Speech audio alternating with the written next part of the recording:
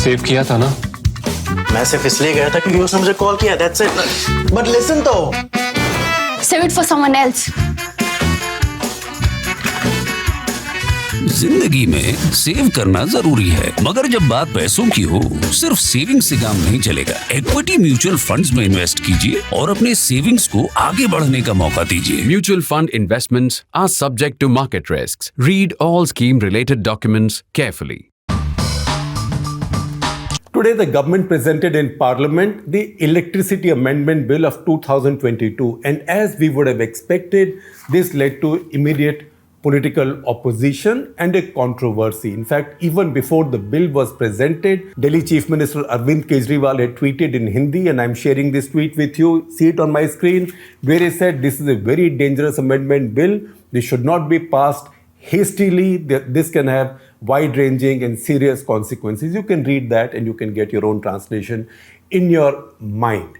Now, power in India is a very political issue, and power just doesn't mean political power. It's also electricity.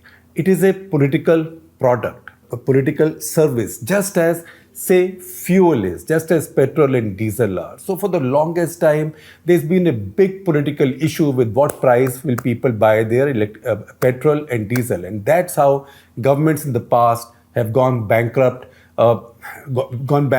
subsidizing petrol, diesel and kerosene. And that's what happened to UPA too. Now, under Modi government, that's been sorted. So Modi government, in fact, instead of subsidizing petrol, diesel and kerosene, at least petrol and diesel, they are increasing their excise again and again, thereby collecting more money as taxes and then using it to distribute among the really poor, which is something a bit like what Narendra Modi would now criticize as freebies when others do it. So this is an eternal debate. What is a freebie? What is a merit subsidy? We'll talk about it some other time. Now, just like Arvind Kejriwal, I figured that one way of getting into decluttering this new set of amendments is to look at a statement, a detailed statement that a group of critics has issued. These critics have lots of former civil servants, jurists, activists, etc., more on the left. And they have listed a lot of their reservations. Now, it depends on which side are you on. If you're on the side of the skeptics or on the left of the market debate, left of the markets debate, I should put it like this, not like this, I got it wrong. Left of the markets debate, then you will see all these as problems. But if you are not on the left of the market debate, as to tell you the truth, I am not. I believe in the markets. I believe however imperfect markets may be, they are better than Sarkar-e-Hind, Huzur Mai Baap.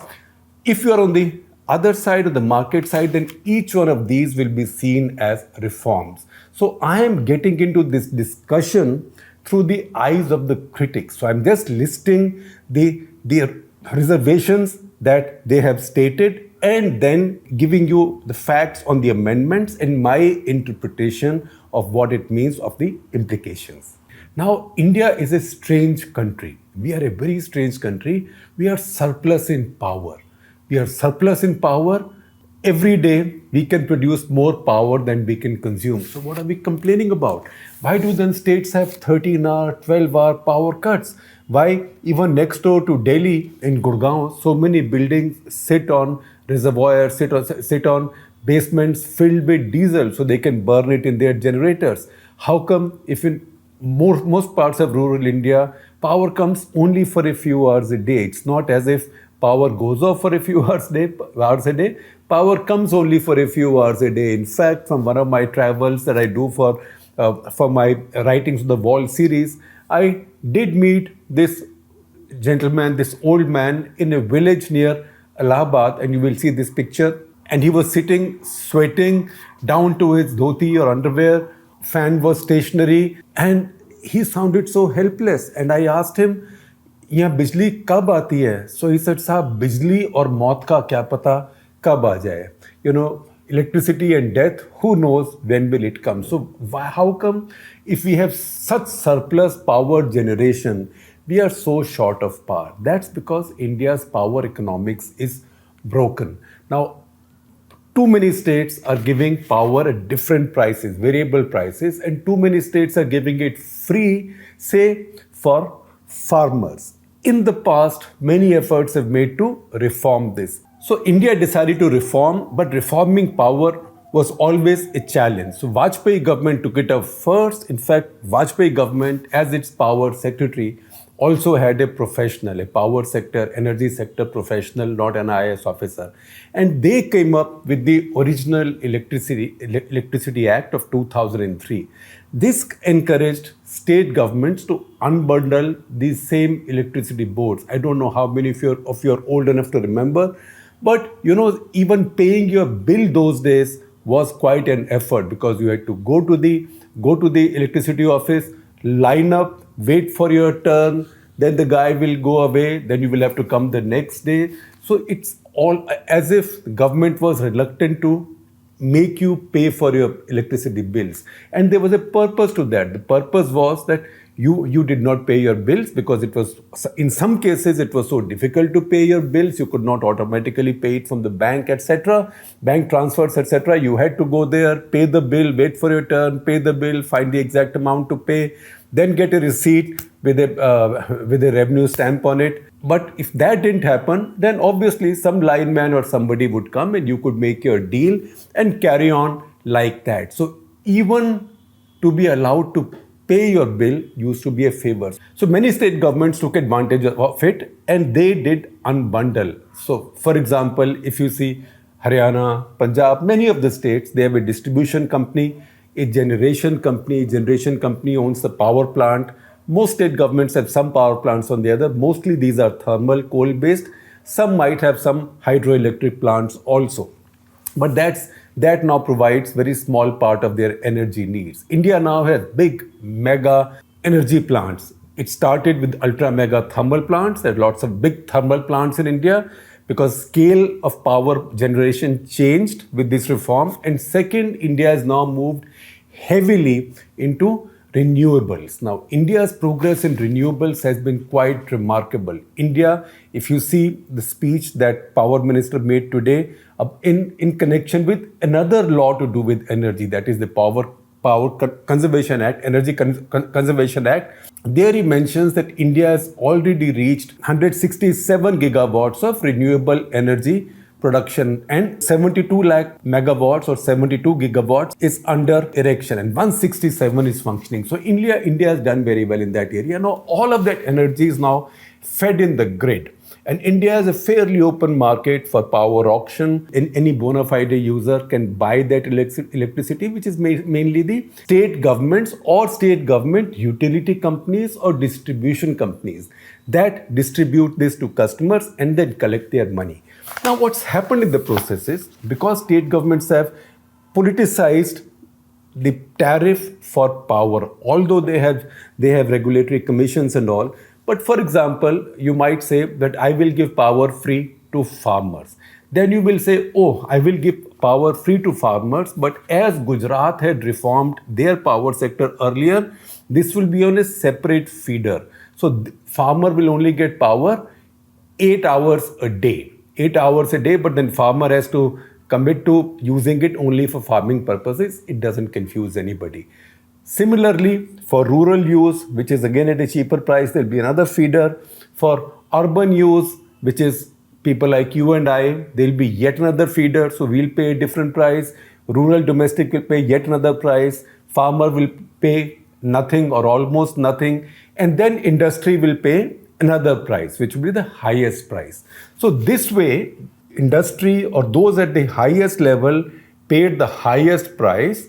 Those at the lowest level of tariffs paid either a very low nominal price or nothing. But this high price was supposed to cross-subsidize what the receiver or what the consumer at the cheaper or subsidized or the free end got. And that is what led to trouble. So the situation right now is that after nearly 20 years of reform and many changes, the Uday plan, so and such, many plans have come in. India's power sector, Indian states' power utilities today have debt they can't service of $14 billion. That is about 1 trillion rupees. That's a lot of money, $14 billion. Now, how does this happen? That everybody is paying their electricity bills, our power tariffs are high, India has surplus electricity, yet everybody seems to be complaining about either the quality of electricity or supply of electricity. All of us have voltage stabilizers, we have generators, we have inverters, etc., and yet we have gadgets burning out. So we have to then repair those gadgets because power fluctuations take place. That's because at the distribution end, distribution companies are broken and broke because they are not charging people equitably and fairly. Fairly means fair to the consumer, but also fair to themselves in terms of being remunerative. And that is what these amendments to the 2003 law are seen to address. Now, what are the one way of understanding these amendments is to read these through the objections of what I might call as India's conventional establishment. I will not say the old establishment because that sounds like judging it, but the conventional establishment, which means that government knows best, leave everything to the government, and government means the state government, central government, whatever. Don't let the markets come in, don't let the private sector come in. And that's the reason I said that it seems to me that each one of the points on which critics are objecting to these amendments actually makes them virtuous amendments. So one, it says that, look, distribution licensees so far, say for example BSES in Delhi or BSES or Tata in Mumbai or Adani now in Mumbai or CESC in Kolkata or similarly in Allahabad. These were all licensees. They were given a license by the governments to distribute electricity. Now these will just become companies. So instead of licensees, they'll be pure corporates, which means they don't have to go to a government agency for license. So that means government agency or government authority, when it gave them a license, it checked out, did they have the capacity to provide power, how good they were they financially sound. And obviously, you know what happens when when Bharat Sarkar, Mai Baap Sarkar gets the power to give you a license. So the critics don't like that licensing to go away because they think it will be now laissez-faire. Anybody will set up a company, and the new amendment say the companies will go to the regulator for permission to operate, to sell power, distribute power in that area. And if they don't get it between 60 to 75 days, the permission will be considered automatically to have been given. So once again, the intent of the amendments is to end the license raj in power distribution. The view of the critics says that licensing must continue because otherwise you are leaving consumers to the mercy of the market. So that is when. Number two, it says, the critics say that this will lead to corruption, favoritism, and grave risk because state distribution companies will not be shut down. So state distribution companies will be there, but they will now have to compete with private distributions. It's the same situation as BSNL having to compete with Airtel and Max and then Vodafone, etc., and now Reliance Jio, or Indian Airlines and Air India until they got privatized, having to compete with Jet Airways and the rest. And we have seen that public sector then tends to struggle with this competition. Public sector insurance companies, public sector banks, they've all suffered because of their inherent problems. So the critics think that this will expose government companies to this kind of competition, which obviously they see as unfair. And they think that this way now private companies will have a role in signing power purchase agreements. They can buy their own power, and also they will have an influence on subsidies and cross subsidization. Now the law says, the amendment says that if because of cross subsidization, maybe if a power utility is selling less power at a subsidized rate, most of it is at a higher rate. So the surplus it earns will go into a universal services fund, which will be a government-controlled fund, which can then be used to subsidize others. Again, the critics don't see as a big help, but if you want to see it from reformist terms, it creates competition. What is power? Power is a consumer good, right? It's a consumer good. People pay for it, and if there's competition in the market for power, it's just as well, because just compare the situation now. If you live in Delhi, Bombay, Kolkata, Ahmedabad, any of the cities or areas where private operators were allowed to come in, and remember what the power situation was in the past. So a more open market, this is by no means a fully open market yet, a more open market is beneficial to all. Next point is that state electricity regulatory commissions. Now, every state has its SERC. They have the power now to fix minimum and maximum ceiling on tariffs. What that does is, now a state government can't say, I will give all this free, because there is a minimum tariff. And that is then, by the critics, is seen as an interference or as a taking away of the power of the state governments. And that is what Arvind Kejriwal, without saying so, protested about, that you're taking my power away, because his central proposition is so many people in Delhi get free power, so many people in Punjab have begun to get free power. In fact, he tweeted just a couple of days back that people have got their first bill since his new policy, which shows zero bill, and now he's making the same promise in Gujarat. So that is a central electoral proposition for him, and that is something that Narendra Modi attacked just the other day by calling it Revdi culture. So today, just as I'm beginning to record it, Arvind Kejriwal is addressing, making a video address like a press conference, where he is attacking this idea of dismissing these as Revdis, as attack on subsidies and things that the state gives free to the poor and the middle class, as he puts it. So it becomes a big, complicated thing. Now, the critics say that if state regulatory commissions fix power tariffs every year, then what will happen to those state distribution companies who've signed multi-year tariffs, right? I suppose some solution will be found around that. Next is a tricky one that says, now India has the largest power grid in the world. Largest, it's brilliantly done. It's a wonderful power grid in the world. It's something to be proud of. And various governments have worked on it. It's not as if this happened after 2014 or happened after 2004, etc., etc. Various governments have worked on it. It takes a long time, but India has a wonderful power grid. Now, what happens is that power grid also means central control. So there are regional and state load dispatch centers. Load dispatch centers then can determine how much power goes where, or they can also stop it. So this amendment now says that load dispatch centers will have the power now to stop power supply or stop the dispatch of power unless they have a payment guarantee, which means right now you have to be given power, a state has to be given power, no matter how broke it is, because you can't have people without power. But this is to instill a sense of responsibility among the states, that if you don't have the ability to pay, which means you've been distributing power free to buy votes, then it is not your birthright, we will not give you power. Now that is something which is politically very contentious. As you can imagine, this will be opposed very strongly by Tamil Nadu, West Bengal, Kerala. In fact, among the signatories to this statement is also Thomas Isaac, who is the former foreign minister of Kerala and a very, very highly nationally respected mind.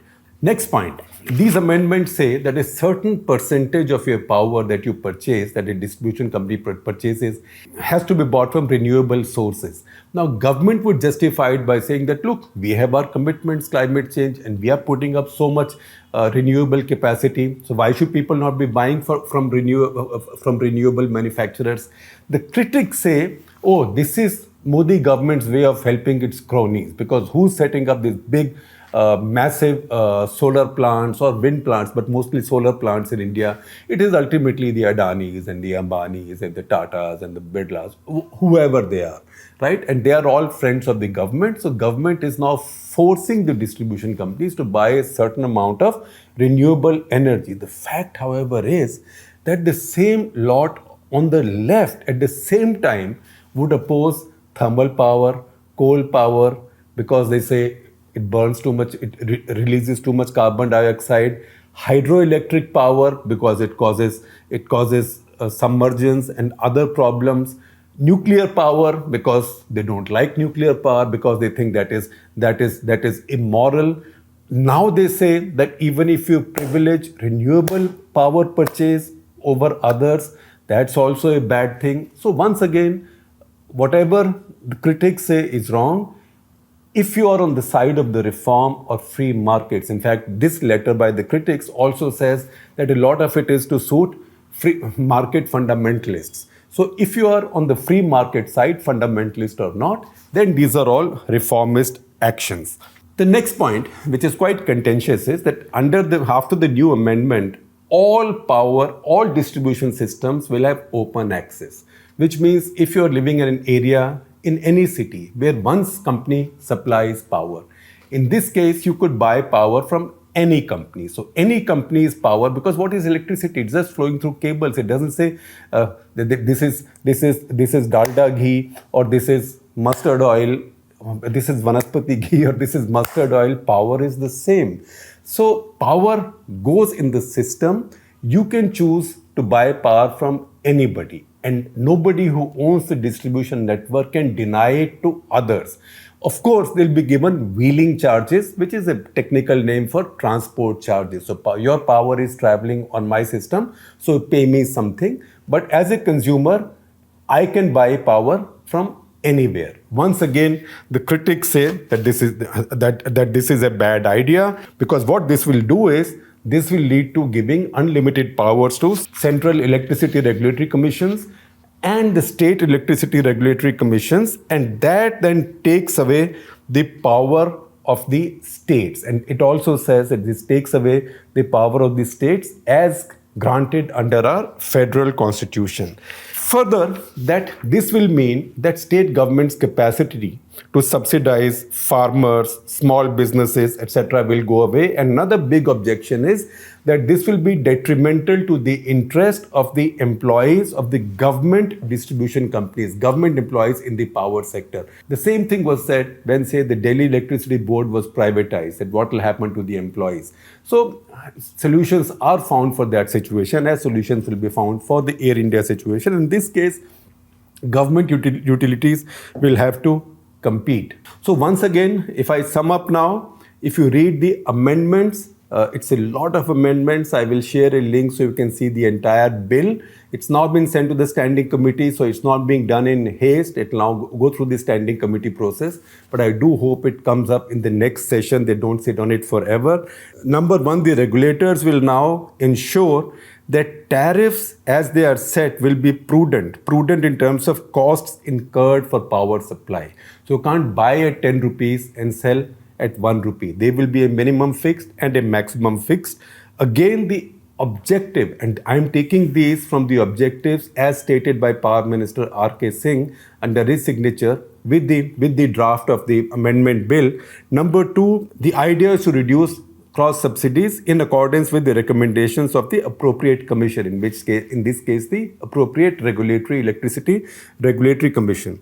Number three, there will be ceiling on tariffs. Also, there will be a kind of control and discipline on cross subsidy. And I will tell you what that means in just a minute as I conclude. Next, it privileges renewable. So you have to, that is the section 86 of the Act. The amendment says that you have to buy a certain amount, certain percentage of your power from renewable sources. And if you don't, there is a fine. Next, that open access has to be ensured at all levels, open and equitable access. So anybody can use any lines to distribute their power. Anybody means any distribution company. Next, that National Load Dispatch Center and State Load Dispatch Centers, they will now have the power and discretion to decide to suspend power dispatch unless they are sure that they will be paid or there are payment guarantees in place. That will be the most tough thing to implement. Now, how does cross-subsidy work? And therein lies the nub of the political argument. See, Arvind Kejriwal, now he says that he gives free power to people below a certain level of incomes or up to a certain level of power consumption in Delhi, Punjab, and now he's promising it in Gujarat. On the other hand, Gautam Gambhir, who's an MP from Delhi and a rival of Arvind Kejriwal's, he tweeted just the other day, I'm sharing these tweets with you. He said that, look, you might think that some people in Delhi are getting power for free, but that's because 11 lakh families in Delhi, which is a lot of families, even if you take 6 or 5 or 6 members per family, it's a lot of people. 11 lakh families in Delhi pay for their electricity the highest tariffs in the country now. I haven't quite checked if it's the highest, but it could be among the highest. That's upwards of 10 rupees per unit. And he says in his tweets, in his series of tweets, and you can see these, he says that, look, because of this power subsidy in Delhi or free power to some people in Delhi, it's not as if the power distribution companies are making less profits. This is not at the cost of power companies. Power companies in Delhi, their revenues are the same at around 20,000 crore rupees.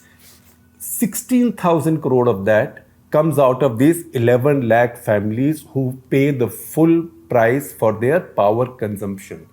Another 4,000 crores, which is the value of the power given free under Kejriwal government's free power scheme, they get refunded the full amount by the state government, which comes out of the taxpayer's pocket.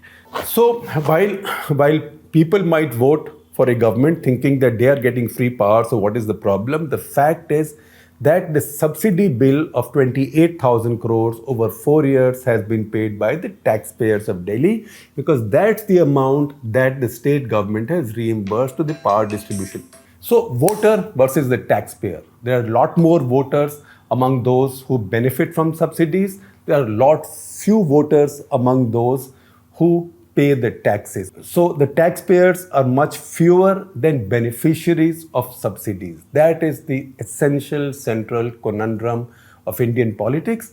It's also the central conundrum of power politics.